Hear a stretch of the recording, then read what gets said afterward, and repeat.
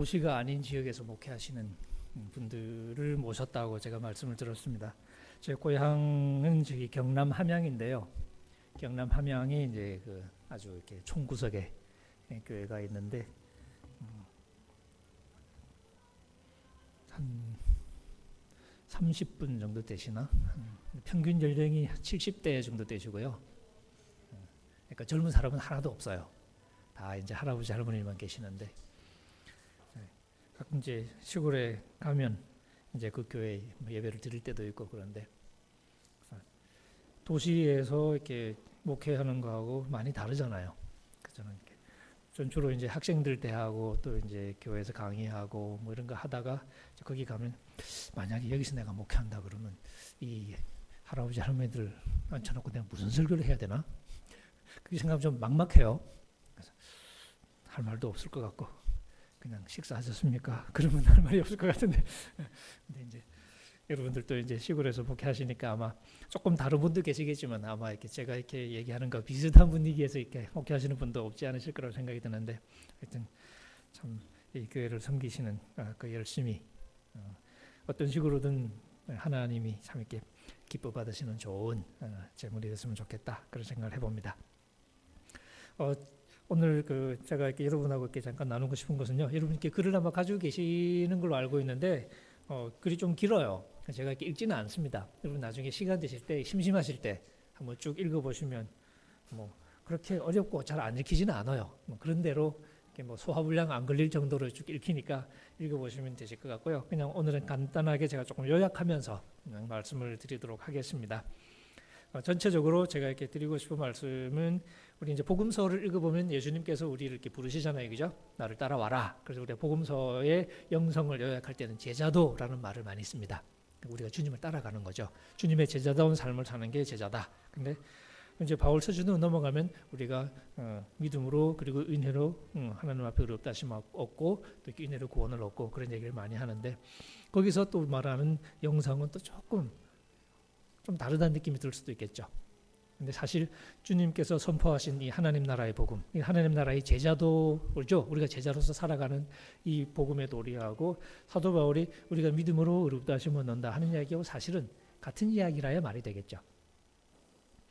근데 우리가 이 두 개를 가지고 따로 분리해서 생각할 때가 많습니다. 그래서 저는 이제 개인적으로도 그렇지만 우리가 복음서를 읽을 때나 바울서를 읽을 때나 다 이게 똑같은 복음이구나 하는 것을 이렇게 절실히 느낄 수 있을 만큼 복음에 대한 좀 이렇게 통합적인 이해라고 그럴까요?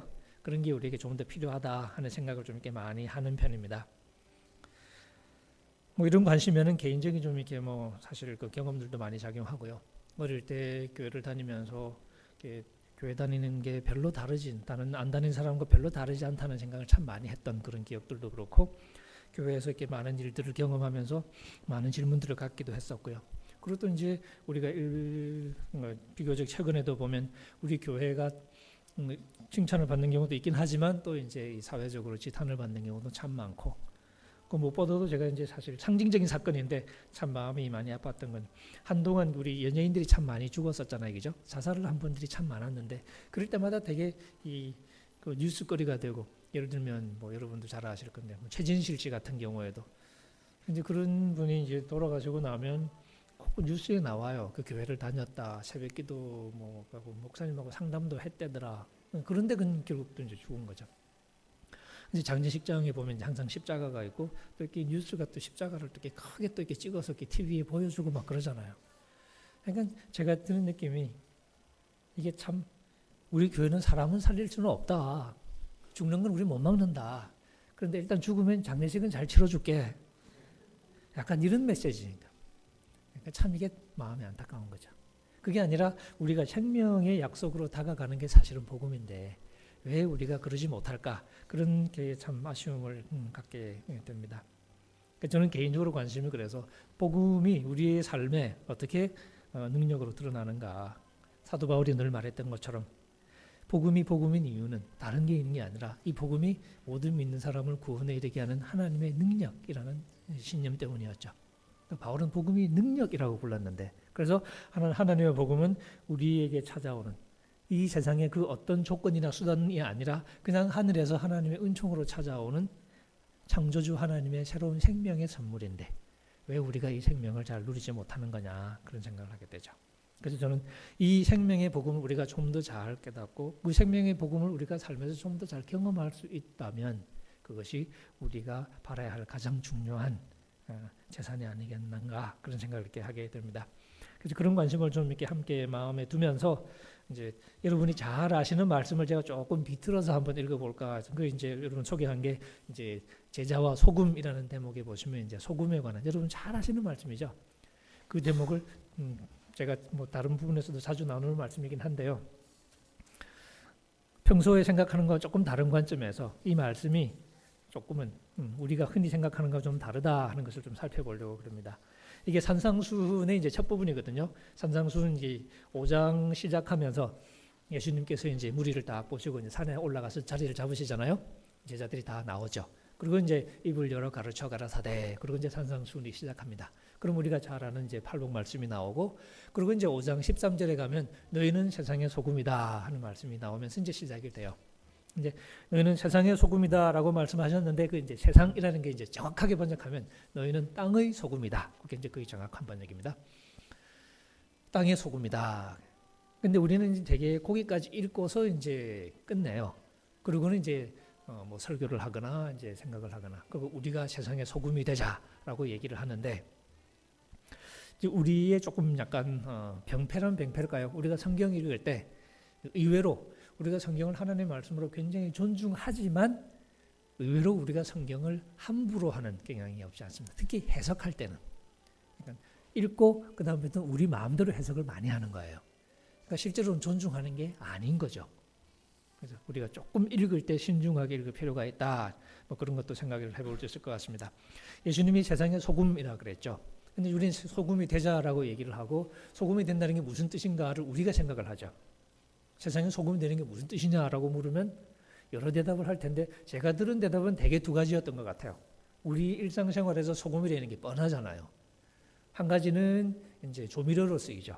맛을 내죠. 그래서 우리가 세상에 맛을 내는 존재 그런 생각을 하는 경우도 있고 그 다음 또 하나가 이제 부패를 방지하잖아요. 옛날에 뭐 냉장고 없던 시절에는 소금 같은 게 이제 절여서 보관을 하는데 그래서 이 세상의 부패를 방지하는 그런 존재가 되자 또 그렇게 이해를 하고 그런 의미에서 우리 믿는 사람들은 우리가 이 세상의 소금으로 그리고 이제 그 다음에 보면 또 빛 나오죠. 빛으로 그렇게 얘기를 많이 하는데 그게 과연 예수님이 의도하신 뜻이 맞냐? 예수님이 너희는 소금이다 라고 그랬을 때 그런 뜻으로 하신 말씀일까요? 하고 다시 읽어보면 어떨까 하는 거죠. 본문을 다시 보면 조금 우리가 다른 생각을 좀 할 수 있습니다. 예수님이 제자들을 바라보시면서 너희들은 세상의 소금이다, 땅의 소금이다 그랬죠. 이게 비유법이죠. 사람들에게 소금이라고 그랬으니까 이제 문자적인 뜻은 아닙니다. 그죠? 비유하신 거죠. 소금과 같다 하는 거죠. 예수님 소금이 되라 하신 게 아니고 그냥 비유하신 거예요. 너희들은 소금이다. 소금과 같다는 거죠. 그럼 우리가 이제 그 말씀을 들을 때 처음 드는 생각은 아니 무슨 얘기를 하시려고 우리를 소금이라고 부르는 거야? 그러겠죠?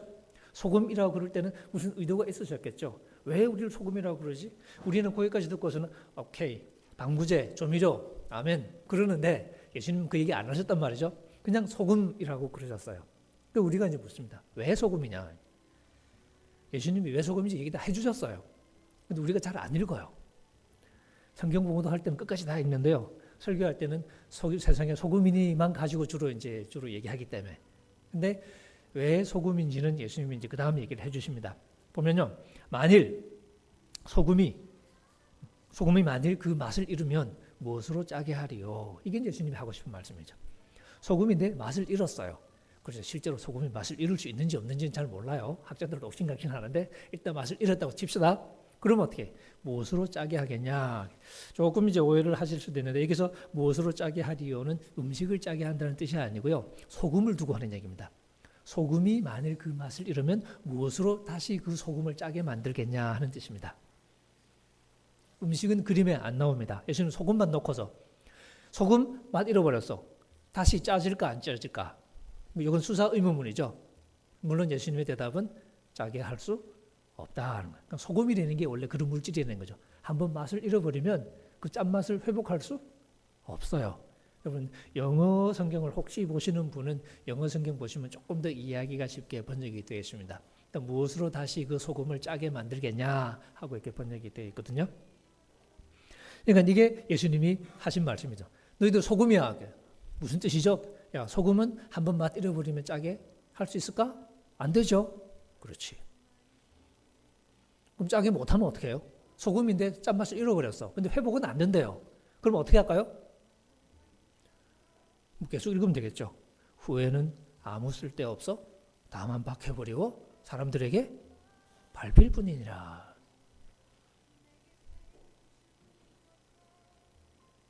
소금이 내 맛 잃어버렸어요. 근데 회복은 안 된대.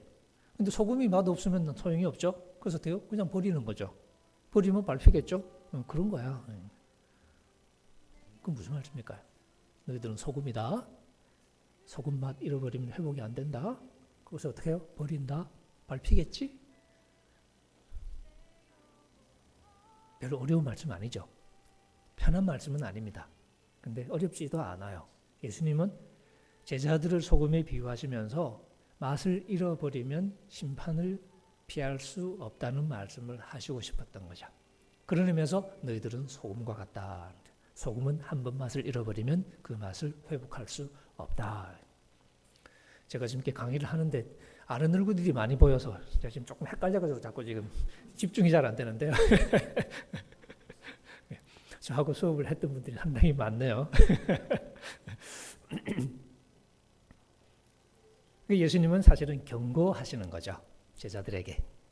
그러니까 맛을 잃어버리면 버림받을 수밖에 없다는 사실을 경고하시는 말씀으로 해주셨는데 우리는 그 경고 부분은 다 빼고요. 너희는 세상의 소금이니 부분만 우리가 가지고 와서 그걸로 우리가 이제 얘기를 하는 거죠. 우리가 듣기는 좋아요. 근데 예수님의 진짜 의도는 그게 아니라 우리를 경고하시는 거예요. 제자들을 모아놓고 경고하시는 말씀이었다 하는 거죠. 맛을 잃어버리면 버림받을 수밖에 없다 하는 겁니다. 제가 이제 다른 데서 이렇게 얘기하니까 또 이렇게 질문을 하시는 분들도 많이 계시더라고요. 되게 마음에 안 드셨던 것 같아요. 그 해석이. 뭐 맞는 것 같기는 한데 그래도 기분은 되게 안 좋다고. 그래서요. 그러니까 제가 해석하는 게 틀렸다고 말은 못 하겠는데 본문에 그런 것 같으니까. 근데 이제 기분이 되게 나쁘대요. 그래서 저는 그분에게 참 고맙다 그랬습니다. 그래도 이렇게 기분이 나빠서 막 이제 아니라고 생각하는 사람도 있는데 그러지는 않으시고 맞는 것 같기는 하다. 근데 굉장히 좀 아쉽기도 하고 그렇다. 뭔가 소중한 걸 뺏기는 것 같은 느낌 있잖아요. 그런 느낌이 든대요. 그러니까 평소에 알던 그런 뜻을 이제 포기해야 된다는 생각이 드니까 아마 그러셨던 것 같아요. 근데 우리가 사실 대충 읽고 우리 마음대로 생각한 거하고 근데 찬찬히 읽어보면 전혀 그렇지 않을 때 예, 질문이 있으신가 봅니다. 예, 잠깐 제가 한번 들어볼게요. 예. 예. 근데 기분이 별로 안 좋으셔요? 예. 예. 예. 아니, 우리가 이 세상의 부패를 방지하고 세상에 맛을 내고 하는 존재가 되자는 얘기가 나쁜 얘기는 아니죠. 그 얘기는 나쁘지 않습니다. 근데 요 본문에서 예수님이 하시고 싶은 말씀은 아니었다 하는 거죠. 근데 그게 뭐 교리적으로 문제가 있지는 않죠. 그러니까 그렇게 설교해서 교인들이 다 이렇게 죽어간다 그런 일은 안 생깁니다. 좋은 말씀인데 이 본문의 이제 문제는 이제 뭐가 문제냐면 그렇게만 설교를 하고 이제 지나가면 이 본문에서 주님이 하시고 싶었던 진짜 메시지를 우리가 놓치는 게 되잖아요, 그죠? 그게 이제 문제가 되는 거죠. 그러니까 그렇게 설교하는 것도 좋은데 어쨌든 주님이 본래 하시고 싶은 메시지는 우리가 듣고 가야 되니까, 그죠? 그래서 제가 이런 말씀을 드리는 겁니다. 네. 아이고 궁금한 게요. 예. 예.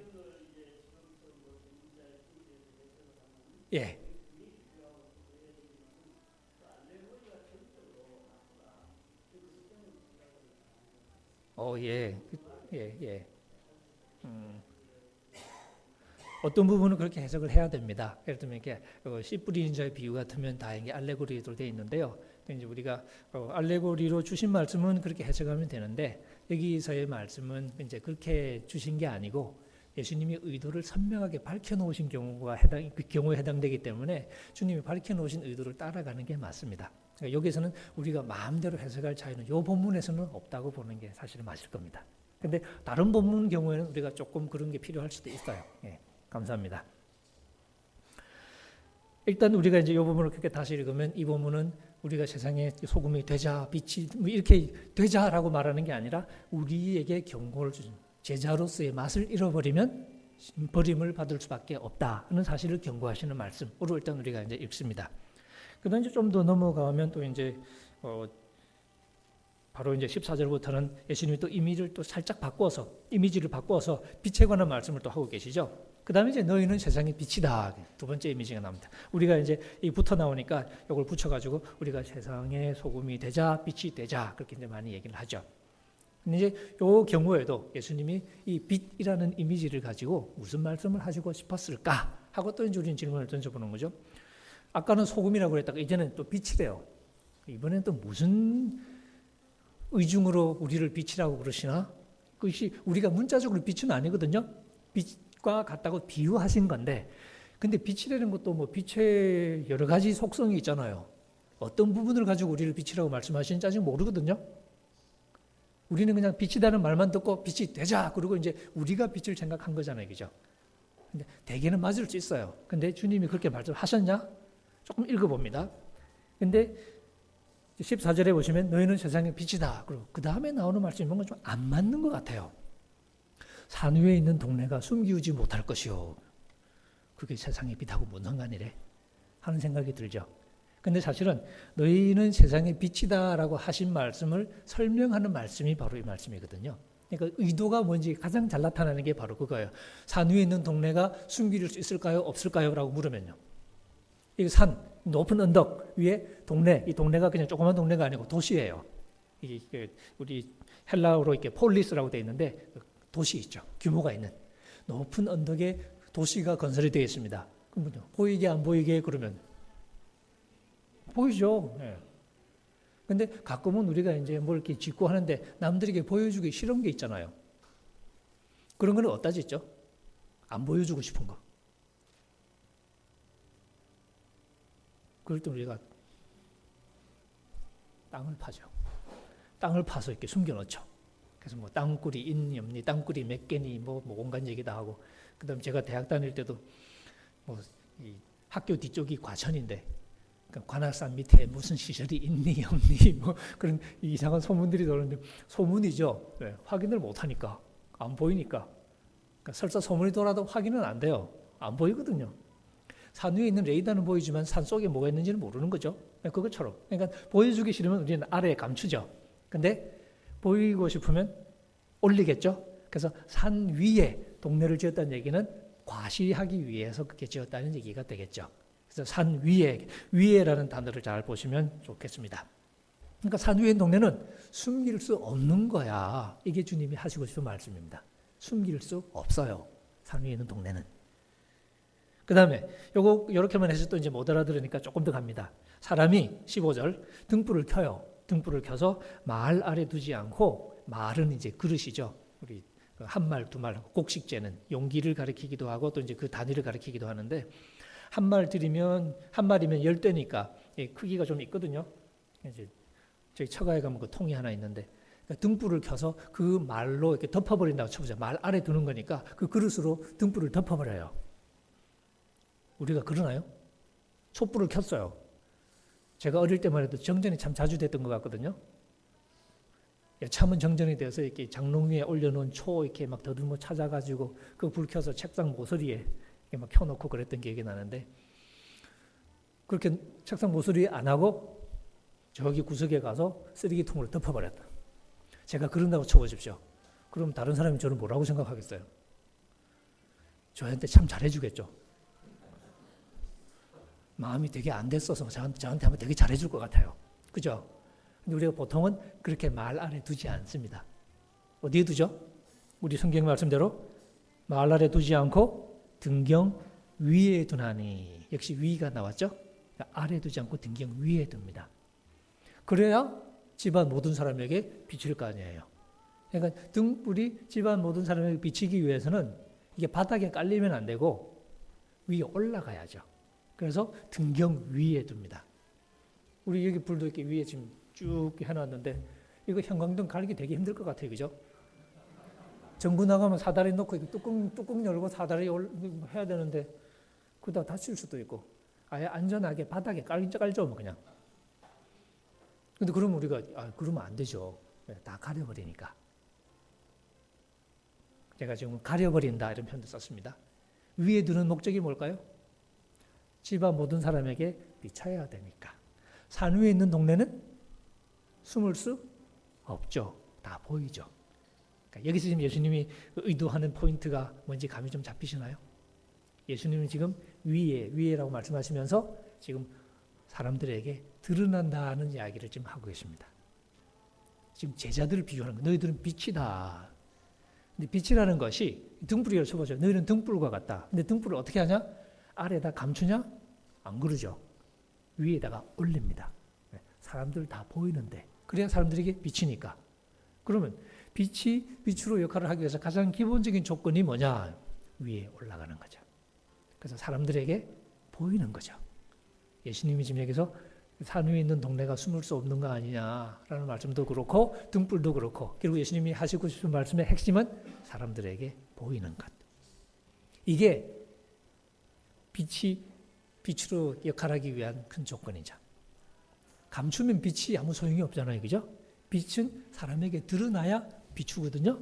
근데 빛을 감춰버리면 아무런 의미가 없어요. 언제 감추냐? 뭐 제가 어릴 때처럼 자라고 그랬는데 자기 싫고 만화책 읽고 싶은데 엄마는 자라 그러고 그럴 때 이제 이불 속에 들어가서 거기 후라시 켜고 이렇게 만화 보는 거예요. 그럴 때는 이제 가려야죠. 그러니까 이불로 덮어야 되고, 그죠? 그리고 이렇게 이불로도 비치니까 또 이제 담요 하나 들고 들어가서 이불 속에 또 담요 덮고 또 이렇게 뭐 그래도 물론 비치긴 합니다만은. 그러니까 그렇게 감춰야 되는 특별한 상황 아니고는 우리 빛이라는 것은 드러나야 되죠. 예수님 그 말씀이 하시고 싶은 거니까. 그래서 16절로 갑니다.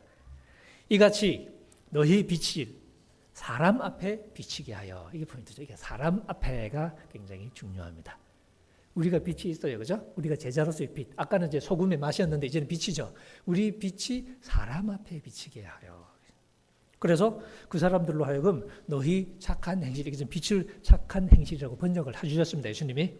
사람들이 너희 착한 행실을 보고 사람들이 봐야 됩니다. 우리는 사람들 앞에 나서고 사람들은 우리를 보고 그래서 하늘에 계신 너희 아버지께 영광을 돌리게 하라. 이게 주님께서 생각하신 제자도의 메커니즘입니다. 제자들이 어떻게 제자 역할을 감당하냐? 일단 산 위에 올라가 앉아라. 혹은 등경 위에 올라가 앉아라. 그래서 사람들 앞에 보여야 된다. 너희 빛이 사람들에게 비춰야 된다. 그래서 저희로 너희 착한 행실을 보게끔 그렇게 해서 하나님께 영광을 돌리게끔. 그러니까 지금 여기 빛을 얘기하실 때는 우리가 세상의 어둠을 밝히자 하는 건 가장 기본적인 건데 그건 전제를 하고요. 여기서 예수님이 1차적으로 강조하고 싶었던 것은 빛이라는 것은 노출이 돼야만 사람들에게 보여야만 제 역할을 할 수 있는 것이다.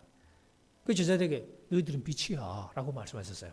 무슨 얘기냐면 너희들은 사람 앞에 드러나야 한다. 너희 빛이 사람들에게 비춰야 된다는 얘기죠. 그러면 이제 소금은 맛 잃어버리면 심판을 받을 수밖에 없다는 얘기를 하셨습니다. 그리고 빛 얘기하면서는 사람들 앞에 드러나야 한다. 그렇게 듣고 나면 알기는 알겠는데 좀 아쉽긴 하지만 뭐 그렇다고 칩시다. 근데 그 얘기를 왜 하시냐? 그게 그렇게 중요한 건가? 그런 생각이 들 수도 있겠죠? 그래서 우리가 조금 넓혀서 이제 앞에 쭉 하신 말씀하고 연결해서 생각해 보면 조금 더 아마 우리가 이해하기가 쉬울 것 같습니다. 예수님의 팔복 말씀을 얘기하셨잖아요, 그죠? 심령이 가난한 자는 복이 있나니 천국이 저희 것이며, 그러면서 쭉 시작해서 이제 몇 가지 쭉 얘기하신 다음에 이제 이게 이런 식의 삶이라는 게 사실 정상 우리가 흔히 생각하는 자연스러운 그런 삶은 아니에요. 약간 역발상의 삶이죠. 애통하는 자, 온유한 자, 의에 줄이고 목마른 자, 긍휼히 여기는 자, 마음이 청결한 자. 근데 이런 삶, 그다음에 평화를 도모하는 자. 이런 삶은 사실은 실제로 살아보면 세상 사람들이 막 환호하고 박수치고 격려하고 이런 삶이라기보다는 약간 내 옆에는 안 왔으면 좋겠다 생각하는 그런 삶이 될 가능성이 많습니다. 약간 따당하는. 우리 착한 사람만 그렇죠. 굉장히 착한 사람이 있습니다. 그런 사람이 우리 사무실에 있었으면 좋을까요? 옆에 사무실에 있기를 바랄까요? 착한 사람 칭찬해줘요. 근데 우리 사무실에는 없었으면 좋겠어. 왜? 내 인생이 좀 불편해. 회사에 가다가 뭐 볼펜 한두 자루 집에 가져갈 수도 있지. 그거 가지고 과장님 가져가시면 안 됩니다. 이러고 나오는 거야 매사에. 그럼 짜증 나겠죠. 그러니까 고지고대로 하는 사람이 옆에 있으면 쉽지가 않겠죠. 사실 실제로 이제 그 세상은 이런 사람들을 좀 배척하는 경향이에요. 그러니까 예수님의 말씀이 자연스럽게 박해에 관한 말씀으로 이어집니다. 10절에 보시면 의를 위하여 박해를 받는 자는 복이 있나니 이럴 수밖에 없죠. 그러면 천국이 저희 것입니다. 이렇게 해놓고 이제 예수님은 다시 제자들을 바라보시면서 아예 이제 2인칭으로 너희 이름. 지금까지는 뭐뭐 하는 자는 뭐뭐 하는 자라고 3인칭으로 얘기하다가 이제 나의 제자들을 쳐다보시면서 사람들이 나 때문에 너희 괴롭히고 박해하면 오히려 기뻐하고 즐거워해라. 왜? 하늘에서 너희 상이 크다. 이렇게 이제 격려해 주시죠. 그러니까 제자들로 하여금 어려운 환경에도 불구하고 제자로서 잘 살아갈 수 있도록 격려를 해 주십니다. 축복을 해 주시는 거죠. 하늘에서 복이 크다. 그러니까 실망하지 마라. 근데 사실 이런 말씀을 주고받을 때는 컨디션이 좋을 때잖아요. 그죠? 어렵지만 우리가 인내하고 우리가 제자로서 역할을 잘하고 그럴 때는 주님께서 또 이제 격려해 주시고 우리가 이런 말씀을 서로 위로하고 하면 되는데 우리가 항상 이러냐? 그렇지는 않죠. 어려워지고 박해가 다가오고 그럴 때 우리가 본능적으로 취하는 자세 중에 하나는 피하는 거죠. 어려움을 피하고 싶은 행동을 하게 되잖아요. 그죠? 때리려고 그러면 우리가 이렇게 몸을 피하는 것처럼 어려움이 다가오면 그 어려움을 해결하고 싶은 본능적인 게 충동이 들고요. 그리고 자연스럽게 그 어려움을 해결하기 위한 동작이 시작되는 경우가 많습니다. 근데 그게 생각 없이 가다 보면 어느새 우리가 더 이상 주님의 제자처럼 살고 있는 게 아니라 이 세상에 딱 맞는 모양으로 살고 있는 경우가 이제 있는 거죠. 그게 이제 맛이 가는 경우겠죠. 우리가 이제 컨디션이 안 좋을 때는 어떻게 되냐? 그게 바로 우리가 봤던 소금과 빛에 관한 말씀이라는 거죠. 소금은 맛을 잃어버리는 것에 관한 이야기죠. 우리가 주님의 제자로 살아가다가 살려니까 부담이 상당히 많아요. 여러 가지로 어려워요. 인간관계도 조금 이렇게 깔끔할 때가 있고 경제적으로 때로는 손해를 볼 때도 있고 뭐 여러 가지로 어려움이 있으니까 우리가 자꾸 나도 그냥 남들 하는 대로 이 세상의 원리대로 그렇게 하고 싶은 생각이 들겠죠. 그렇게 우리가 내맡기다 보면 어느 순간 우리가 제자로서의 맛이 하나도 안 나는 존재겠죠. 남들이 우리를 먹었는데 이게 예수님의 제자 먹었는지 아니면 예수 안 믿는 놈 먹었는지 구분이 안 가는 거니까 그 맛이 그 맛이면 그게 이제 맛을 잃어버리는 경우가 되겠죠. 예수님이 그런 상황에 대한 경고를 주시는 거예요. 소금이 한번 맛 잃어버리면 그 소금의 맛은 회복할 수 없다. 물론 한 번 실수하면 끝이야. 그런 의도로 하신 말씀은 아니에요. 하지만 제자의 입장에서 가장 치명적인 문제는 맛을 잃어버리는 거죠. 제자인데 맛을 잃어버렸다. 그럼 어떻게 되냐? 그러면 우리가 심판을 피할 수 없다는 경고를 하시는 겁니다. 조금 무서운 경고예요. 근데 우리가 대개 주님의 말씀을 읽다가 이런 무서운 경고나 이런 것들은 최대한 피해 가려는 경향이 우리들에게 있습니다. 그래서 자꾸 좀 다르게 가려고 애를 쓸 때가 많아요. 하지만 이 말씀은 분명히 경고입니다. 알고 시작하자. 제자들이 지금 예수님 사실 마태복음의 첫 설교거든요. 이 첫 설교 산상수는 예수님 메시아 예수님의 취임 연설에 해당하는 거거든요. 제자들이 쫙 왔어요. 예수님이 처음에 계약서 쓰는 거니까. 내 제자 하고 싶냐? 예. 미리 알고 시작하자. 나중에 딴소리 하지 말고. 그러면서 사실은 들려주시는 얘기라고 봅니다. 내 제자가 된다는 것은 이런 뜻이다. 그래서 맛을 잃어버리면 심판을 피할 수 없다는 사실로 경고하시는 거죠. 그러니까 주님의 제자가 되는 것은 장난이 아니라는 거죠. 슬렁슬렁 뭐 그까이 그 대충 옛날에 무슨 코미디언이 그랬죠. 그게 아니고 진지한 거죠. 그 다음에 빛에 관한 말씀은 그 소금처럼 맛을 잃어버리는 게 좀 너무 좀 그렇죠. 그래도 맛을 잃어버리면 되나? 그렇게 맛을 지켜야지. 맛을 지키면 힘든데 맛을 지키면서도 힘들지 않은 방법이 하나 있습니다. 맛은 나름대로 지켜요. 근데 힘들지 않는 방법, 박해를 받지 않는 방법 뭐냐? 안 나가면 되죠. 박해 안 나가면 될 거 아니에요. 짜기는 엄청 짜요. 근데 안 나가. 그러면 남들한테 그럴 거 없죠? 빛에 관한 말씀은 바로 그런 점에서 우리에게 뭘 도전하시냐면 빛이 되려면 사람들 앞에 나서야 된다. 노출이 돼야 된다는 겁니다. 제자의 공동체는 산 위에 지어진 도시와 같습니다. 감출 수 없다는 거죠. 그러니까 제자가 우리가 주님의 제자인데 우리가 주님의 제자로서 역할을 하기 위해서는 일단 뭐가 돼야 되냐면 일단 사람들 눈에 띄어야 돼요.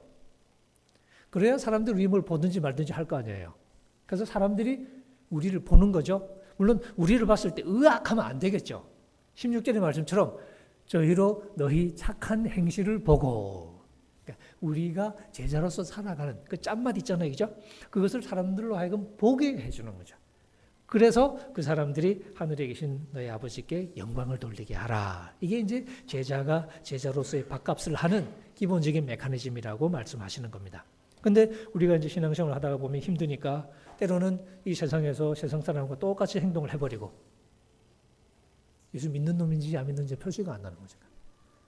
우리가 주님 따라 살아서 좀 다르게 가야 되는 경우에도 그냥 묻어가고, 그 다음에 신앙이 좋다는, 주로 이제 주일날 많이 그러죠.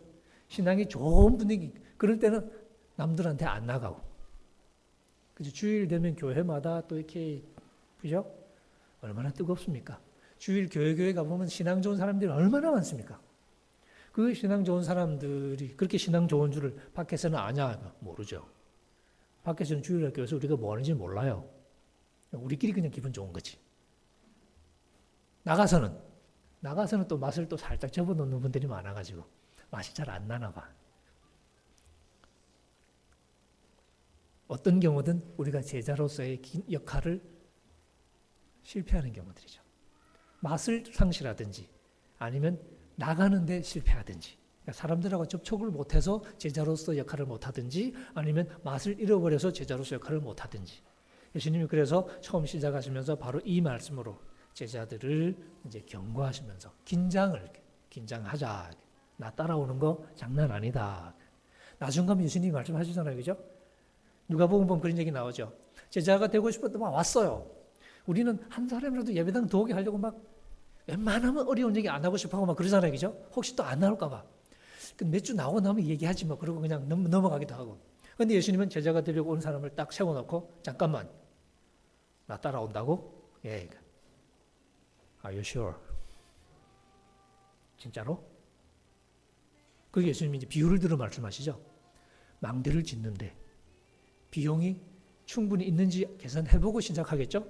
근데 비용이 조금밖에 없는데 미리 시작하면, 그러다 나중에 돈 없으면 그 돈 날리는 거잖아요. 전쟁하는데 우리나라가 미국을 쳐들어갈까요? 안 갈까요?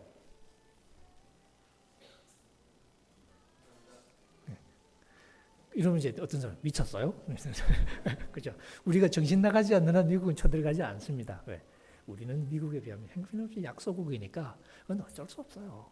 우리의 생존을 위해서는 때로는 정말 기분 나쁘지만 그냥 동네 깡패처럼 구는 미국의 눈치를 볼 수밖에 없고, 이게 현실이니까 우리가 미국 쳐들어가지 않습니다. 네, 우리는 그럴 수 있는 힘이 없거든요. 안타깝지만.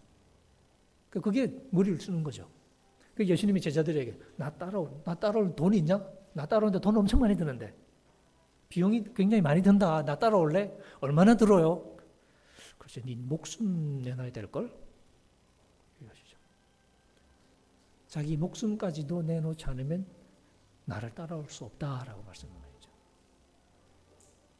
그게 예수님이죠. 그러니까 제자도는 장난이 아니다 하는 말씀을 계속 해주셔요.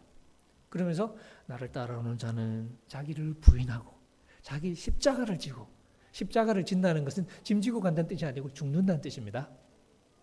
십자가 사형틀인 거 아시죠? 그러니까 죽음을 향해서 걸어가자는 이야기입니다. 예수님의 길이 결국은 십자가를 향한 길이었듯이 우리 역시 그 십자가를 향한 길을 걸어가는 마음으로 주님을 따라갈 수밖에 없다는 이야기죠. 이렇게 보면 주님은 우리 제자들이 제자다운 삶을 살도록 하기 위해서 이 참 말씀을 우리에게 주셨다는 것을 알 수 있고, 이 말씀을 우리가 이렇게 읽으면서 주님의 제자 되는 것이 굉장히 쉬운 일은 아니구나 하는 것을 이렇게 생각을 이렇게 하게 됩니다. 예수님께서는 우리가 주님의 제자로서 사람들에게 드러나는 삶을 살기를 원하셨고, 그리고 우리가 드러나면서 그 사람들에게 주님께서 말씀하신 착한 행실, 이건 조금 넓게 생각하면 우리가 제자로서 보여야 될 그런 본연의 모습이겠죠. 그것을 사람들에게 보여줄 수 있어야 된다고 얘기하십니다.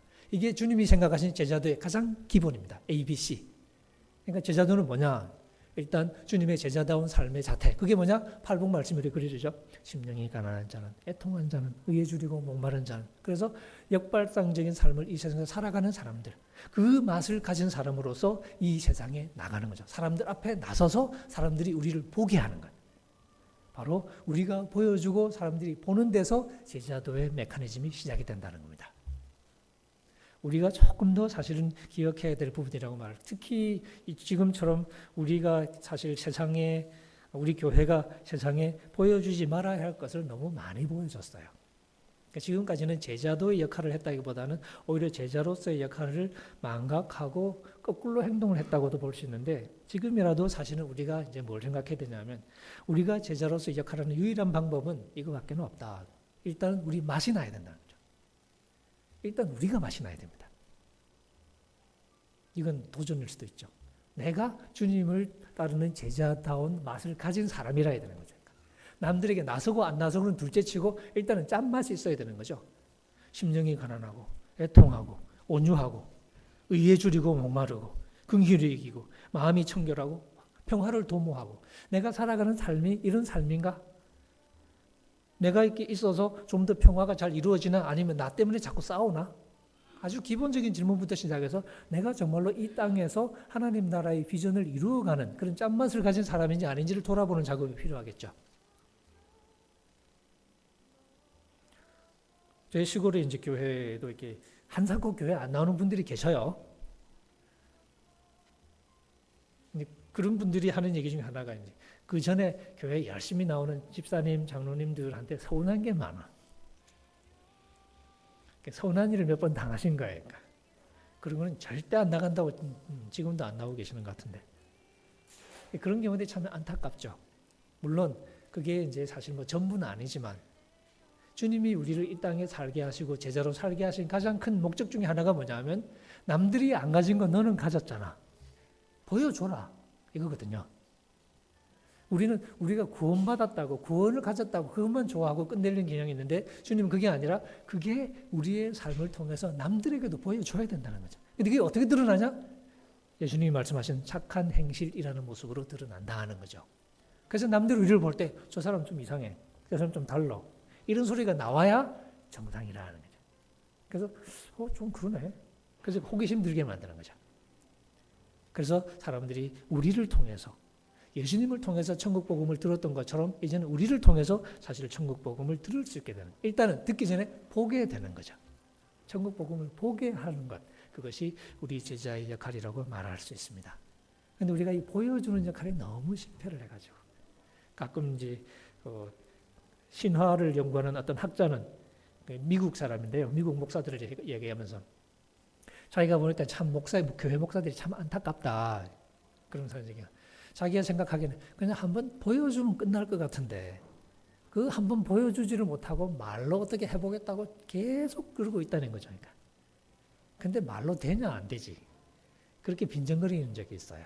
참 마음이 아픈 얘기인데 부정하기가 쉽지가 않습니다. 우리가 이렇게 말이 많은 건 오히려 보여줄 게 없어서 그런가? 괜히 우리 그렇잖아요. 그죠? 진짜가 없으면 자꾸 막 이소리 저소리 햇소리 막 하잖아요. 우리가 말이 많은 것이 정말 우리가 가진 게 많아서 이 가진 걸 보여주려고 말이 많은 건지 아니면 가진 게 별로 없다 보니까 자꾸 이것저것 주워 섬기는 건지 그런 질문이 우리에게 굉장히 중요한 질문이라고 할 수 있습니다. 우리는 뭘 보여줄까요? 시골에서 목회하시니까 사실 뭐 이렇게 시골 교회가 제가 보니까 제가 있는 고향에서는 뭐 똑같아요.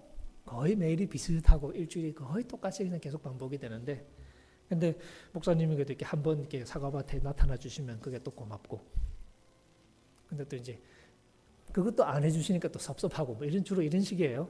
그러니까 참 이렇게 쉽기도 하고 어렵기도 하고 그런 것 같은데 그러니까 목사님들의 우리 교인들이나 아니면 다른 마을 사람들이 목사님이 좀 이렇게 몸으로 속 이렇게 뭘 이렇게 해주는 걸 참 이렇게 고마워하고 그러시는 것 같아요. 또 이렇게 연세가 드신 분들이니까 또 이렇게 아무래도 좀 그렇잖아요, 그죠?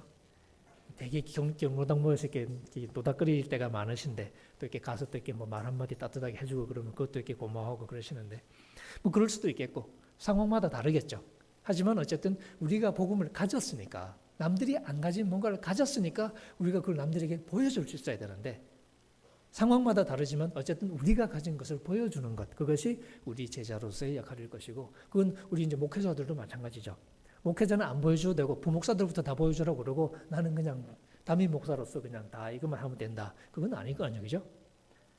우리부터가 결국은 보여주는 역할을 자임하고 내가 정말 내가 가진 것을 보여주려고 애를 써야지. 이것이 정말 참 주님이 기뻐하시는 그런 제자의 도리일 것이다 하는 생각을 이렇게 해보게 됩니다. 목회자가 아니어도 사실 우리의 삶은 애초부터가 선교적이다 그런 말을 많이 합니다. 선교적이라는 것은 우리 이 땅에 살아가는 삶 자체가 사실은 주님이 이 땅에 오신 목적하고 똑같다는 거죠. 하나님께서 예수님을 이 땅에 보내셨습니다. 보내신 것은 아버지를 알리라고, 아버지의 사랑을 알리라고 보내신 거죠. 그래서 근데 아버지의 사랑을 어떻게 알리냐? 아버지의 사랑을 알리기 위해서 때릴 수는 없잖아요. 제가 이렇게 한 사람 불러놓고 열심히 주워 패면서 하나님의 사랑 알아, 알겠어? 하고 이렇게 열심히 주워 편다고 사랑을 알 수 있는 건 아니잖아요. 사랑을 알 수 있는 유일한 방법은 그 사랑을 맛보게 하는 수밖에 없거든요. 예수님이 바로 그 사랑 자체가 되어서 오신 거예요. 그래서 예수님 위해서 사랑이라는 단어가 계속 나오지 않습니까? 그래서 아버지의 사랑으로 자기 제자들을 사랑하시고 이 세상을 사랑하시고, 성경에서 제일 유명한 구절 여러분 아시잖아요. 하나님이 세상을 이처럼 사랑하사 독생자를 주셨으니. 그러니까 예수님은 바로 그 사랑을 품고 오셨거든요. 그러니까 예수님은 바로 그 아버지의 사랑을 몸으로 보여주시고 그 사랑의 마지막 표현이 십자가였던 거죠. 그리고 그 전에 제자들에게 그 마지막에 보여주신 그 진한 장면, 13장부터 시작하는 이 공관복음으로 보면 최후의 만찬 자리인데 요한복음에는 최후의 만찬 얘기는 안 나오고요. 제자들 발 씻는 얘기가 나오죠. 그 시작할 때 주께서 이제 때가 된 걸 아셨습니다. 아, 이제는 됐구나. 내가 아버지께로 왔다가 이제 아버지께로 돌아갈 때가 됐구나 하는 걸 직감하시고 그 구절에 보면 자기 사람들을 사랑하시되 끝까지 사랑하시니라. 그리고는 쭉 이제 제자들의 발을 씻고 그 다음에 설교를 또 시작하시고 그런 모습을 볼 수 있죠. 그리고 제자들에게 남겨주신 한 가지 계명, 내가 새 계명을 너에게 준다. 너희가 서로 사랑하라. 이게 서로 사랑하라는 게, 야, 그래야 분위기도 좋고 좋지. 그걸 넘어서 주님께서 우리에게 사랑을 명하신 1차적인 의도가 뭐냐면 아버지가 사랑이시기 때문에. 우리가 서로 사랑하지 않으면 사랑을 보여줄 수 있는 방법이 없어요. 그렇잖아요. 사랑하지 않고 사랑을 보여줄 수 없잖아요. 제가 여러분에게 기쁨에 대해서 설교를 하려고 그럽니다. 근데 제 얼굴이 엉망이에요. 제가 오만상을 쓰면서 여러분 얼마나 기쁨, 그렇게 설교한다고 되겠어요? 차라리 말은 별로 없어도 여기 와서 싱글벙글 하고 있으면 기쁨이 뭔지 훨씬 더 잘 전달되겠죠? 마찬가지로 사랑도 우리가 사랑하지 않으면서 사랑을 전할 수는 없는 거거든요. 그러니까 예수님이 서로 사랑하라는 것은 그게 아버지를 사람들에게 눈치채게 할 수 있는, 그게 그리스도를 눈치채게 할 수 있는 유일한 방법이어서 그렇답니다. 예수님 우리를 왜 이렇게 하시냐? 예수님이 요한복음 17장에서 그리고 이제 21장에서 한 번씩 얘기하셨는데 기도할 때, 마지막 기도할 때 그러시죠. 아버지께서 나를 세상에 보내신 것 같이 나도 저희를 세상에 보내었고, 그 다음에 21장에 부활하시고 나서 제자들 모아놓고 아버지께서 나를 세상에 보내신 것 같이 나도 너희를 세상에 보내노라 하고 파송식을 하셔요. 그러니까 제자들이 이 땅에 남아있는 것은 예수님은 먼저 빠이빠이 하고 가시고 우리 데리고 가지, 혼자 가냐? 못 따라가서 남아있는 게 아니고요. 예수님이 파송하신 거죠. 아버지께서 파송하셔서 아들이 오신 것처럼 이제는 예수께서 가시면서 이제는 너희가 이 일을 계속해라 하고 우리를 파송하셔서 우리가 지금 여기 있다는 거죠. 그래서 우리가 이렇게 선교적인 존재다 그런 표현을 쓰는 겁니다. 그러니까 우리는 이 땅에서 살아가는 삶 자체가 아버지의 사랑을 그리고 아들을 통해서 드러난 그 사랑을 사람들에게 보여주기 위한 존재, 그러니까 그게 우리의 존재의 목적이에요. 그러니까 사람들이 우리를 보고서 아버지의 사랑을 알아야 되고 그리스도의 사랑을 알아야 되거든요. 어떻게 하냐? 일단 어디서 출발하냐? 우리끼리 서로 사랑하는 모습을 봐야 고개 붙고 하겠죠. 그리고 거기서부터 우리가 다른 사람을 사랑하는 데로 나아가겠죠. 그래서 예수님이 서로 사랑하라.